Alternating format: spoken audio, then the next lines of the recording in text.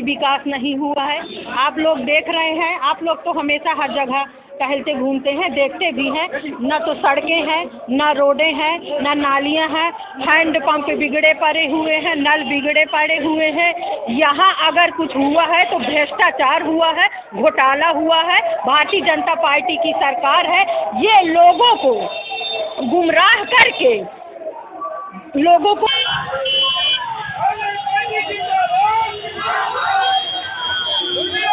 अनिल जी नमस्कार। नमस्कार जी, नमस्कार। सर्वप्रथम बुंदेल भास्कर समाचार मंच आपका स्वागत करता है। आपसे पहला सवाल यह है कि आप चित्रकूट जनपद में आए हुए हैं कांग्रेस प्रत्याशी के समर्थन में। यहाँ पर कुछ दिनों पहले जिस क्षेत्र में बैठे हुए हैं, यहाँ पर भाजपा के पूर्व विधायक आनंद शुक्ला ने एक निर्दलीय प्रत्याशी पर एक गदाधारी को लेकर के एक अमर्यादित कहें और बयान दिया था। इसमें उन्होंने यह कहा था कि हर एक गदाधारी भीम और हनुमान नहीं होता है, ऐसे गदाधारियों का नैतिक या अनैतिक वध करना चाहिए। तो ऐसे लोगों के लिए क्या कहना चाहेंगे आप? भारतीय जनता पार्टी के कब्जे में सारे भगवान हैं। भारतीय जनता पार्टी के जो कहती है उसको सब जनता मानती है। भारतीय जनता पार्टी के लिए दो कानून, उनके सरकार में दो कानून होते हैं, एक गरीबों के लिए होता है, एक अमीरों के लिए होता है। भारतीय जनता पार्टी के जो लोग हैं कोई भी कद करें सरकार को दिखाई नहीं देते हैं। दूसरे कोई आदमी पे नाजायज उसको फंसा करके वहाँ अपना कानून अपना काम करते हैं। भारतीय जनता पार्टी की दो आपने बताया कि कानून होते हैं गरीबों अमीरों के लिए, तो कानून कौन सा काम करता है? आप वही बने, आप लोग हमसे ज़्यादा बेटर जानते हैं कि उनके लोग कोई भी काम गलत काम कर रहे हैं, कुछ भी कर रहे हैं, वो इस सरकार को नहीं दिखाई देते हैं। और हमारे जो आम जनता, आम पब्लिक है, अगर उसका कहीं गलती से भी 1 फुट कहीं जगह बढ़ा लेता है तो तुरंत बुलडोजर आ जाता है, उसकी सत्यानाश कर देता है। मगर जो बड़े अमीर लोग हैं भारतीय जनता पार्टी, वो कितनी भी ज़मीनों पे कब्जा करें, कितने लोगों के मकानों पे कब्जा करें, कितने भी वो अत्याचार करें, वो इस सरकार को दिखाई नहीं देता। उनके लिए कानून अलग है। आज देश के अंदर पहलवान हमारे जंतर मंतर में बैठे हुए हैं, जो देश के लिए सम्मान के लिए मेडल लेके आते हैं, देश का नाम रोशन करते हैं, भारत के सम्मान के अंदर मेहनत करके वो मेडल को लेके आया करते, सम्मान बढ़ाते हैं भारत का। आज उनके साथ जब वो FIR कर रहे, कोर्ट के निर्देश पे FIR हो रही है, मगर ये सरकार उस मंत्री को गिरफ्तार करने की हिम्मत नहीं जुटा पा रही है, तो ये दो कानून नहीं हुए, क्या हुए? आम आदमी के बाद कोई FIR नहीं। बराबर भारतीय जनता पार्टी के कुछ कार्यकर्ता या कुछ बड़े नेता कहते हैं कि आखिर उन पहलवानों को यह जो उनके साथ गलत काम हुआ है 12 साल बाद क्यों याद आया? मेरी बात सुनिए, जब परिस्थितियाँ होती हैं, आदमी की मजबूरी होती, भयवश नहीं होती। जब अपने साथियों से राय किया, उनके साथ शोषण हो रहा है, जब आत्म से ज़्यादा शोषण बन गया और ये आगे पुनरावृत्ति नहीं हो, उन पहलवानों ने हिम्मत जुटा करके अपनी इस बात कहने की हिम्मत जुटाई। आपके चित्रकूट के जो सदर निकाय हैं उसमें जो है नरेंद्र गुप्ता नामक एक प्रत्याशी भाजपा ने खड़ा किया है, जिस पर 20 करोड़ रुपए के घोटाले के आरोप लग चुके हैं। वो पहले समाजवादी पार्टी में थे, आज भारतीय जनता पार्टी में आकर, और भारतीय जनता पार्टी ने प्रत्याशी घोषित कर दिया।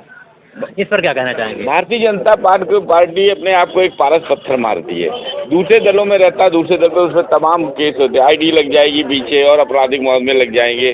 और जो घोटाले वाली जो भारतीय जनता पार्टी की खुद ही व्यवस्थाएं सारी घोटाले से जुड़ी हुई हैं, तो देश के अंदर जनता जान रही है कि सारा पैसा 2 व्यक्तियों को दिया जा रहा है, सारी सुविधाएं देश के 2 लोगों पूंजीपतियों को दी जा रही हैं। वो 20 लाख का घोटाला वाला जब उनके पास पहुंच गया तो पारस पत्थर छू गया तो पाक साफ हो गया। अगर वो दूसरे दल में होता तो उस पर अभी तक गिरफ्तार कर लिया जाता, ID आदि दादे दे जाते। तो ये भारतीय जनता पार्टी का आपको पहला दोहरी नीति है, ये आपको पहले कहना। प्रांतीय अध्यक्ष यादव जी का कहना है कि यह भारतीय जनता पार्टी की दोहरी राजनीति है, जहां एक तरफ भारतीय जनता पार्टी भ्रष्टाचार को रोकने के लिए वादे तो करती है, लेकिन एक भ्रष्टाचारी प्रत्याशी को चुनाव मैदान में उतारती है। अब देखना यह है कि वह ऐसे लोग क्या नरेंद्र के नाम पर या मोदी के नाम पर दूसरा कर भी का नरेंद्र इस चुनावी मैदान पर फतेह हासिल कर पाएगा या उसको मुंह की खानी पड़ेगी। हमारे साथ इसमें मौजूद है कांग्रेस के जिलाध्यक्ष, कांग्रेस के चित्रकूट जिलाध्यक्ष कुशल पटेल जी। कुशल जी, आपका स्वागत है बुंदेल भास्कर में। जी नमस्कार। आप यहाँ पर चुनाव प्रचार के लिए आए हुए हैं कांग्रेस प्रत्याशी के समर्थन में, क्या कहना चाहेंगे? कैसे आप मतदाताओं को अपनी ओर आकर्षित करेंगे? देखिए, इसके पहले भी हम 7-8 दिन आए, हमारे प्रत्याशी गांव-गांव जाकर जनसंपर्क कर रही है और बड़ा स्नेह और आत्मीय लगाव से जनता हमारे प्रत्याशी से मिल रही है। और आने वाले समय में आपको देखने को मिलेगा कि नगर पंचायत राजापुर में उर्मिला जी को जीत निश्चित मिलेगी। अखिलेश शुक्ला जी इस समय मौजूद हैं और बांदा से आए हुए हैं। चित्रकूट में कांग्रेस प्रत्याशी के समर्थन प्रभारी जनरल सेक्रेटरी हैं निकाय चुनाव के। अखिलेश जी, आप करबी के जो भाजपा प्रत्याशी हैं उस पर क्या कहना चाहेंगे? नहीं, चुनाव में हमारा कांग्रेस प्रत्याशी, हम अपने प्रत्याशी को लेकर के चल रहे हैं। हमारा कांग्रेस प्रत्याशी बिल्कुल जनता के बीच का है, आम आदमी है, सरल है और मैं यहाँ पर कई नुक्कड़ सभाओं में गया हूँ। हमारे प्रत्याशी को जनता का भरपूर समर्थन मिल रहा है। हमारा प्रयास है कि हम अपने प्रत्याशी और कांग्रेस की नीतियों को लेकर के इस चुनाव मैदान में जीत हासिल करें। अभी तक कांग्रेस की स्थिति विधानसभा चुनाव में कहें या अन्य चुनाव में बहुत अच्छी नहीं थी।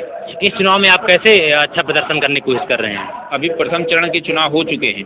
यदि आप जानकारी करेंगे तो कांग्रेस प्रत्याशियों को बहुत सी जगहों में जीत मिल रही है और कई जगह हमारे प्रत्याशी सीधी लड़ाई में हैं।